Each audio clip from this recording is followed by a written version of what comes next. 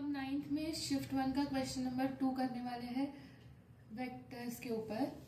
तो क्वेश्चन में हमारे पास दो adjacent sides of parallelogram given है, that is A B vector given है हमारे पास, मतलब मैंने लेट कर लिया है A B vector 2i cap minus 4j cap plus 5k cap and उसकी एडजेसेंट साइड मतलब बी सी, तो फिर वो बी सी वेक्टर गिवन है हमारे पास i cap minus 2j cap minus 3k cap. और हमें पूछा है बी डी यानी कि डायगोनल वेक्टर का यूनिट वेक्टर फाइंड करना है हमें।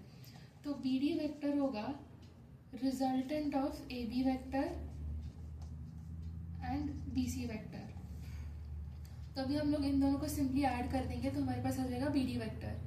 तो फिर ए बी वेक्टर है हमारे पास 2i cap minus 4j cap plus 5k cap plus B C vector है हमारे पास i cap minus 2j cap minus 3k cap.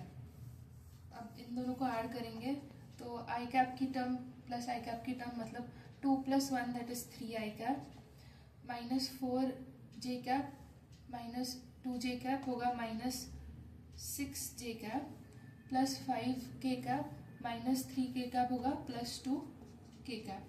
तो हमारे पास बी डी वेक्टर आ गया है। अब हमें यूनिट वेक्टर निकालना है, तो फिर बी डी का हम लोग यूनिट वेक्टर कैसे निकालते हैं, B D vector upon magnitude of B D vector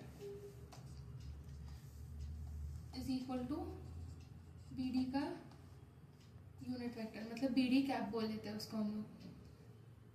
तो अभी mod of B D vector find करेंगे तो फिर हमारे पास आएगा बी डी वेक्टर का mod is equal to root over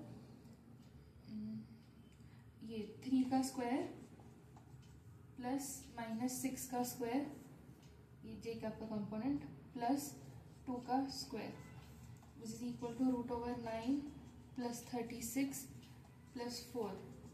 so 9 + 4 13 plus 36 which will give us 49, तो रूट 49, तो रूट 49 होता है 7। तो हमारे पास आएगा mod of B D vector is equal to 7। तो हमारे पास यूनिट वेक्टर ऑफ डायगोनल आता है is equal to B D vector upon mod of B D vector. तो हमारे पास ऊपर से बी डी वेक्टर आ गया था 3i cap minus 6j cap plus 2k cap, और हम लोग इसको अभी बी डी के मॉड से यानी कि 7 से डिवाइड करेंगे तो हमारे पास आ जाएगा finally 3/7i cap minus 6/7j cap plus 2/7k cap which will be our final answer.